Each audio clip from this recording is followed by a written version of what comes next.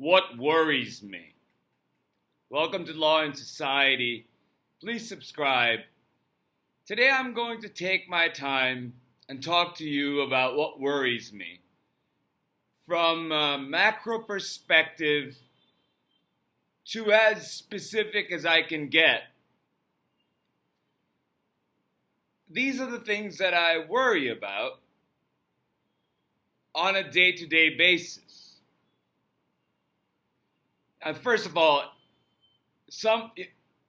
at least once a day, I wonder whether incompetence of our leaders and of Donald Trump will save us all or doom us all. And in this information age, you get to see information in so many different ways. And, I want to start with something that's a little light. And so a few days ago, this is about as light as it's going to get. A few days ago, Donald Trump, when faced with questions about Jeffrey Epstein and his involvement, spun it around and attacked Obama and talked about Obama being seditious. Well, if you read that story, which I first did, you think, yeah, okay, well, he's doing his distraction. He's, pointing fingers. Every single accusation is an admission, is a confession. And in this case, what he's trying to do is distract you away from the Epstein scandal. Yeah, all those things are great. Well, today I heard him in the interview on a clip on Stephen Colbert's Late Show. And he actually does not say seditious. He says sedacious, like bodacious. Sedacious, my friends, is not a word. Of course, he meant seditious, and if you put it into context. But that gives you an idea of Donald Trump's mental faculty and his ignorance of something that has been happening under his advice when it comes to January 6th. At least 24 people were, about 24 people were convicted of seditious conspiracy after the January 6th insurrection. And Donald Trump is trying to turn that around, but he's ignorant enough to speak on national and global TV saying sedacious. He doesn't even have it makes you wonder. That's our dictator. That's the dictator. Maybe his own ignorance will save us. But there are many things that are not going to save us, because what Donald Trump is doing with the EPA by gutting funding for monitoring greenhouse gases, by cutting offices in poorer neighborhoods that measure the air quality, and slowly deregulating the government's regulatory state that keeps our water safe and our air safe for breathing and water safe for drinking, and the very basic environmental protections that keep our ecosystem alive. He's going towards fossil fuels and taxing renewable energy. Perhaps things will change with the massive increase in technology in geothermal, which is the closest you can get to fossil fuels without it being fossil fuels, and having geothermal energy on a grand scale. But we have to see if there is even an interest in funding that sector.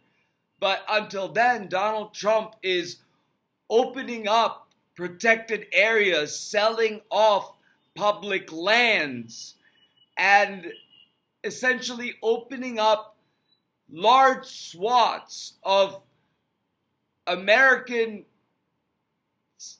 federal lands to fossil fuel drilling and fracking, and doing this in the middle of the overarching thing that worries me day in and day out, which is the climate crisis. Maybe it's this information age, or maybe it is the fact that we are seeing more storms and more unpredictable weather now than we did even 20 years ago, 30 years ago.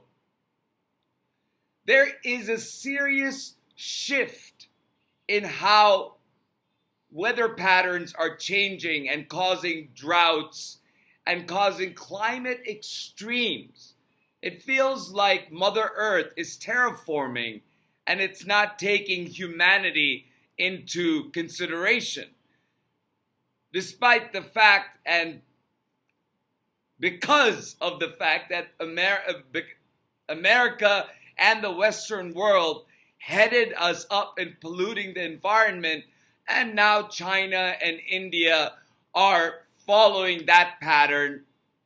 Although with Donald Trump, that trend of the United States going towards a solution, the United States is going to lose the edge on going towards a solution because Donald is now taxing renewable tech, while China and India are earnestly trying and working to shift their grid over to solar and wind power.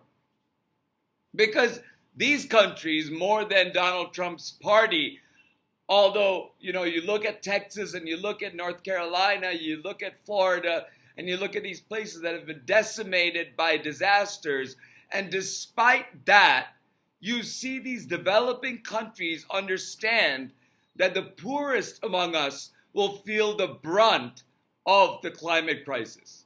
Whether by famine or drought or devastation by floods. Climate catastrophes are ramping up amidst this crisis denial and reverse of policy to exacerbate the crisis. We're seeing fires, floods, storms that are all more frequent now and more extreme and intense than they were 20 years ago. And scientists have said over and over again that we are ingesting microplastics whether we like it or not. In the information age, the question becomes, are we just seeing more of it because we are in the information age? Or are we really reaching that limit where if we don't change our habits, we are going to have an extremely deleterious and apocalyptic consequence on future generations? I can personally say that the climate has changed in the last 40 years. The records have been set in various instances by heat or snow or rain or storms all around the world. And the devastation has been greater and greater as the record-breaking storms are wetter and slower, just like scientists have predicted for the last 30 years. All while the sea levels rise and heat domes suffocate and wildfires burn through whole cities like we saw in the greater Los Angeles area.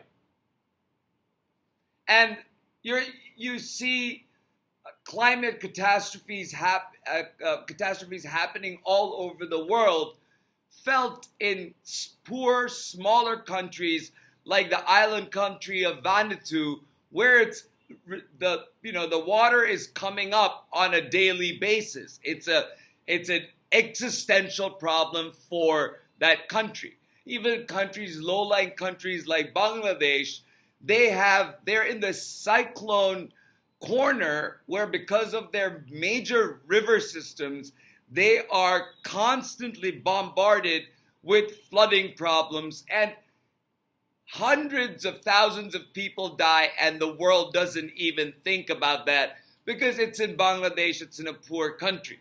But it happens. The millions and millions are dying because of drought and famine in Africa, in this continent of Africa, in various countries, and in the Middle East. And I'm going to talk about that in the context of our American responsibility to be kind to strangers, to provide for others, to be our brothers and sisters' keepers. And I'll talk about it in that context as well, because the climate crisis exacerbates the plight of people. Because of droughts and famines, there's displacement, there's immigration movements, creating political movements all around the world, creating turmoil and instability around the world in governing bodies, where you have these arguments coming up now about immigration. And because of immigration, we in the United States, and I speak for the United States because I know about the United States on a daily basis, and because I am apprised on what's happening, can't speak to you about the whole world, but what worries me is the police state. Donald Trump's police state is coming to fruition. I have been warning about this from the time that I read the April 28th police state orders. I've been talking about authoritarianism generally since December of 2019 on YouTube, and before that, since 2012, when I first published my sort of autoethnography. And we have seen, we are now at a point, an acute point, where America is turning into a police state. Between April 28th, when I first read Donald Trump's police state executive orders, and now, there has been a steep escalation in actions by agencies that will inevitably become an executive militia under the president's direct control. So, because of the funding provided by the omnibus bill, ICE is getting a multi-billion-dollar injection of funds, which will almost certainly blow up the federal law enforcement capacity. ICE, DHS, FBI, DOJ will all work as one unit and will essentially become Donald Trump's personal army. Donald Trump's already weaponizing our government, and you can see that with him calling out the National Guard and calling out the Marines.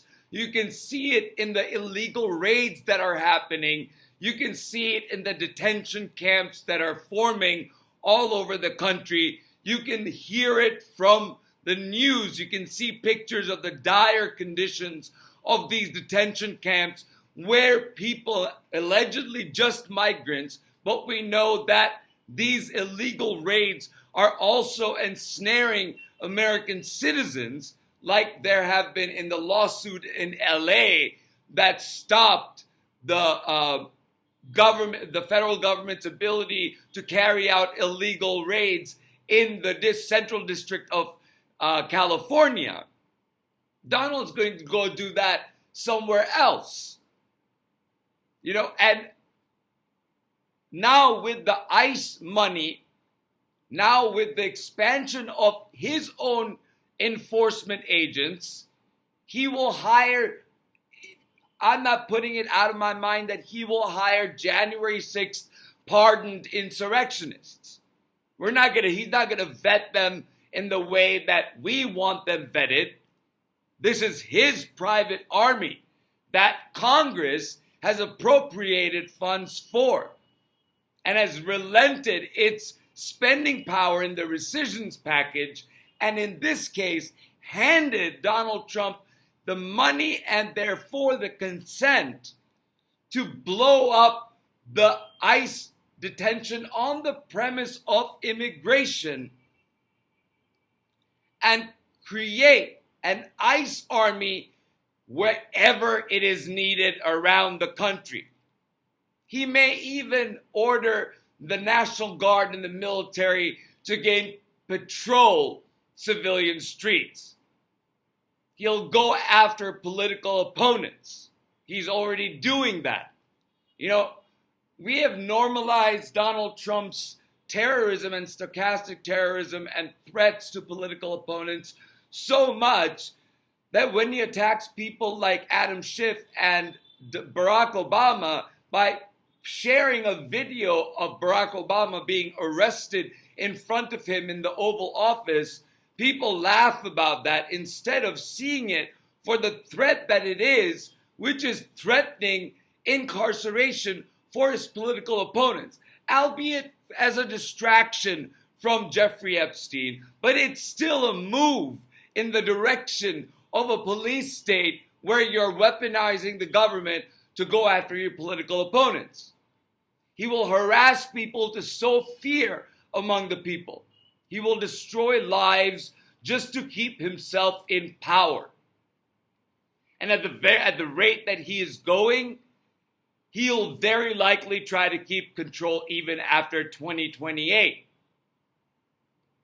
And despite the fact that the police state has been stopped in the Central District of California by a federal order, Donald Trump is going to go to another jurisdiction, do the same thing. So any place experiencing ICE raids should record everything, should notify their local police, call your local police to be there and record what's happening as well. Whether or not the police helps you out will also give you the knowledge of whether your state and local authorities are complying with the illegal raids conducted by ICE. Because those raids, absent reasonable suspicion, will remain illegal even with the extra funding.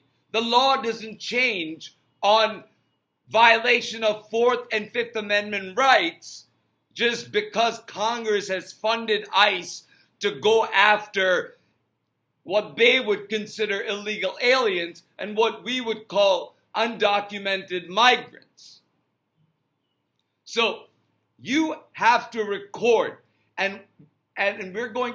You hear Tom Homan talk about this, that he's going to go into these sanctuary cities, these sanctuary jurisdictions, and I am hoping that one of these sanctuary jurisdictions, the Central District of California didn't, but in other cases, that they will add to their complaint the unconstitutionality of the April 28th police state orders that target sanctuary jurisdictions, and essentially is the executive order that by which Tom Homan and Kristi Noem are getting the authority to go after people without giving them due process of law. So going after the constitutionality of those statutes are critical in battling the police state that we are now watching growing all around us. What else worries me? The massive cuts to education. Cuts to education in poor areas. Cuts to student assistance in higher education. Cutting funding for how the Department of Education works so as to grind the apparatus to a halt. Rural and inner city schools will not get federal dollars anymore if Donald Trump has his way. His rescissions package passed, so the dollars are not going to go to the food programs and the farms that have already invested money in their farms for upgrades to their farms. These poor rural schools are not going to get the money for food programs to feed the kids. The federal dollars are going to force schools to change curriculums and ban LGBT curriculum and whitewash American history. Food programs that feed poor kids in these schools will be cut. And instead, there will be mandated, as it is now, by Texas law, that you have to now put up the 10 Commandments from the Old Testament of the Bible in every classroom in the state of Texas. That is, in a way, indoctrinating a Christian nationalist approach to education, or your other alternative being going to private school with school vouchers. You know, we are going to get behind in the global community in this era if we stop education. And that's exactly what Donald Trump wants to do. And I can't find another reason but to say that he's sabotaging future generations. That Donald Trump and his administration, his regime, is categorically dismantling America from the inside and our constitutional form of government. And critical to their constitutional form of government is education about the constitutional form of government. And I think education should be a vested right, and we should not only codify it, or that should be our next constitutional amendment, that we all have a vested right to education instead of inundation and lies. Instead, what's happening is Donald Trump is creating education deserts, just like we have food deserts now, where whether you're in rural areas or in inner cities, there you have to actually go a certain distance to get your food because you don't have access to fresh food because there are no farms in your area. He wants to empower private schools and religious education, just like how he wants to empower private detention camps in his police state. He wants to privatize education and give vouchers to go to private schools, which are religious schools, and leave public schools gutted. Cut federal research funding that'll push us back in research and development in the cutting edge of medicine, education, technology, engineering, and other disciplines that we need. Physics, quantum physics, computer engineering, chip manufacturing, all of these concepts, all of these disciplines that we need to move forward with, along with the social disciplines of history, political science, the literatures, how to communicate. These are the things we need to vest our money on. Instead, Donald Trump is going to give vouchers to incentivize religious inundation instead of making a robust funding possible for a strong educational backbone of our country. Then we have the Medicaid cuts that, by the way, aren't going to settle in until after the midterm elections. So that's a trick that they've played, that this big, beautiful bill will roll out in increments, and so we won't see the ill effects of it in one fell swoop. It will create, the Medicaid cuts, however, will create a massive need for medical care for people who cannot afford it. And it will lead to preventable deaths, as I've talked about before. Like the hospital in my rural hometown where I went to high school of Danville, Illinois, is very likely to lose their only hospital, where they would have to travel at least 40 minutes to get to a hospital. It will close down hospitals like that in a city of 30,000 people town of 30,000 people with other satellite towns of 5 to 10,000 people around. And there are many such places around the country.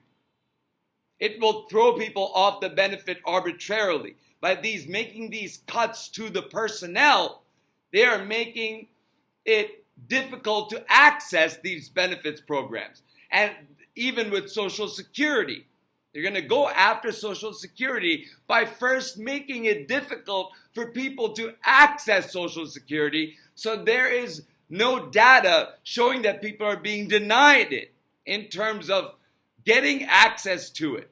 So they're going to cut it from the root out, so the agency does not have the capability to do the work that needs to do to get their Social Security income to them at a right time. Same thing with Medicaid. You're not getting a check, but they're imposing, but if in order for you to get Medicaid, they're going to impose a work requirement. How they're going to manage a work requirement for Medicaid people who are disabled or who are senior citizens, God knows, but that's their goal. Then I worry about the SNAP cuts, cuts to the Supplemental Nutrition Assistance Program, which is a federal aid program which provides poor people who live on the poverty line of earning between $12,000 and $15,000 or less with SNAP cuts, or I think it's below $12,000 per year, or maybe even a little bit more. I'm not sure exactly what the threshold is. But when you get SNAP, it means you can barely make ends meet. Cuts to SNAP will cause the poorest among us to have less money for basic food and sustenance. It will cut school food programs, although that may be because of the cut in the education budget instead of SNAP, but that's also taking away from the nutritional benefit of the poorest Americans. So the poorest Americans will lose out not only by shorting out on the SNAP benefits, but also by food coming by way of school food programs. Whether or not they're combined now, I'm not sure. If they are combined, well, they're going to be cut.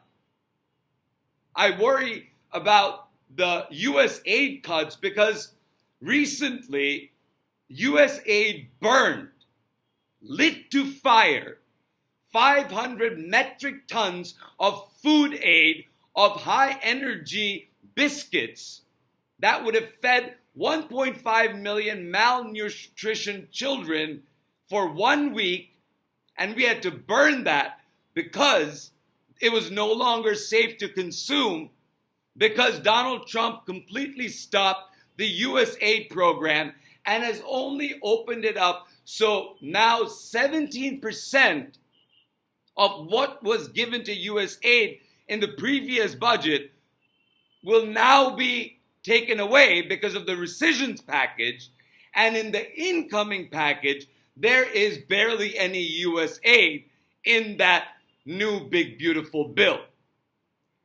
And remember, cruelty and betrayal is what I think about when I think about these U.S. aid cuts and the massive cuts to the food and health programs around the world.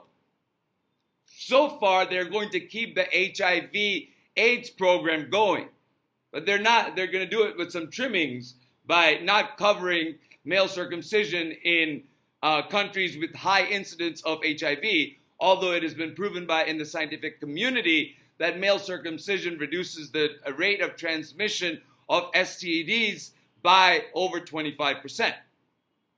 So I am concerned about those things. I am concerned. What worries me is the freedom of the press that happens, and the freedom of threat to the freedom of speech, the stampeding of freedom of speech that we're seeing with the cancellation of Stephen Colbert, which I will bet you will turn and backfire, because the independent press community, the independent media community, the engaged citizenship community is growing on a daily basis. And we as a community are speaking up.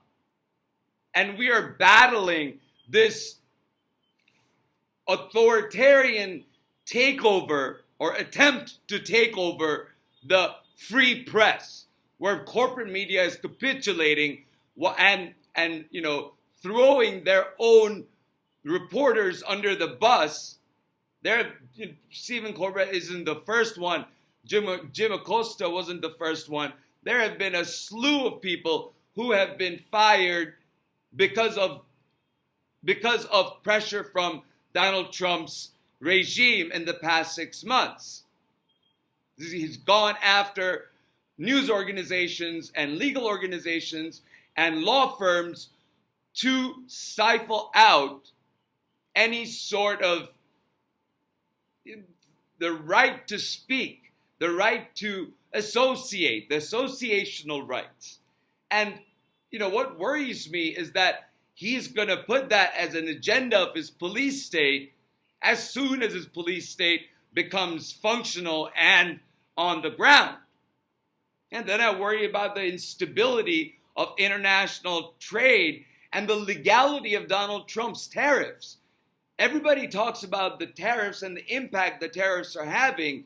Well, we should talk about the fact that 2 U.S. courts have so far said that the tariffs are not valid under the laws that Donald Trump has invoked in order to implement those tariffs.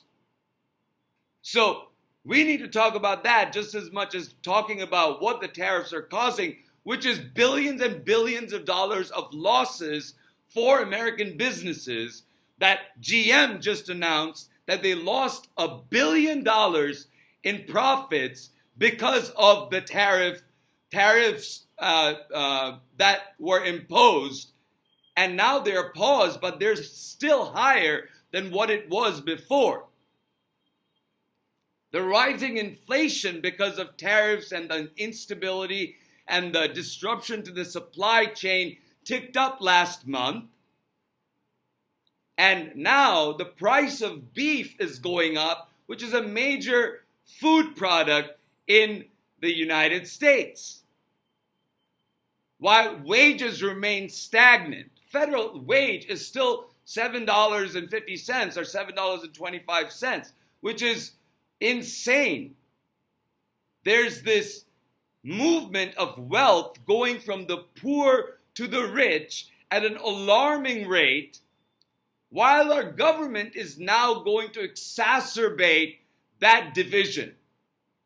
With less resources for the poor, a socioeconomic demographic will see a decline based on wealth in education, in health, in standard of living, and quality of life.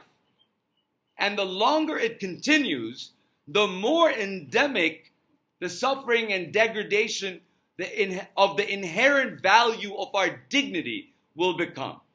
So human dignity is on the line when you think about somebody's socioeconomic environment is being depleted by a lack of education, lack of health infrastructure, and thereby a lack of standard of living and quality of life, and you begin the erosion of giving value to people who live in these communities to get the equal resources that other public schools around the country would get. For example, in talking about education or in funding for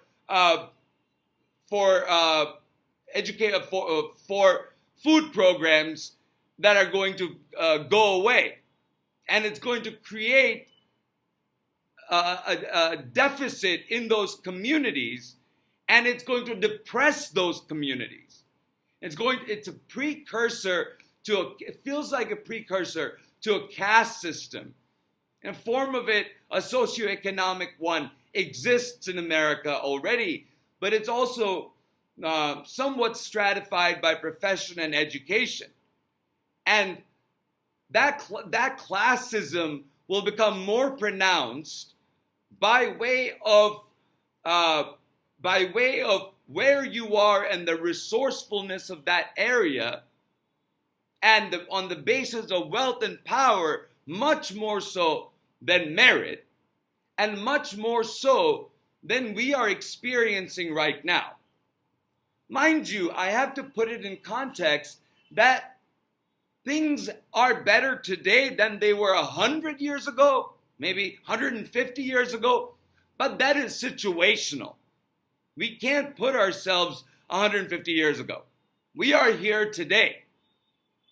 So how our government is changing and sort of terraforming, you can say, our society is a huge source of concern for me, because it leads to government inefficiency.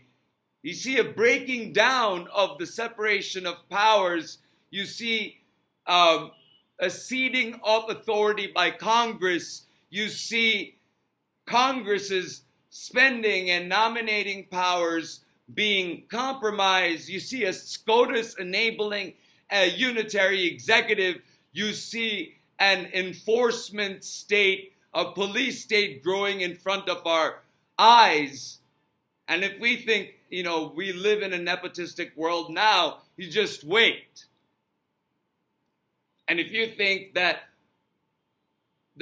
people like Jeffrey Epstein existed in a corrupt world before, wait till we find out what's happening today. Wait till we find out how heinous our actions are against the people who only want to have a better life. And, to close it off, I'll tell you this in a large macro scale. I worry about world war in a cyber way, in a hunger way, in a climate way, in a hot war between two entities way, in a proxy war sort of way. There's this culture of war that has been sort of woven into the fabric of the last 15 years, and we are now seeing it erupt, and we don't have, as Americans, a leader that we need to be able to be responsible and handle those crises responsibly. Instead of stopping the Ukraine invasion, Donald Trump's government has essentially given the Russian government 50 days to do whatever they want to Ukraine before he even thinks about doing something with that problem. His own Department of Defense, without his authorization, is stopping weapons transfers to Ukraine.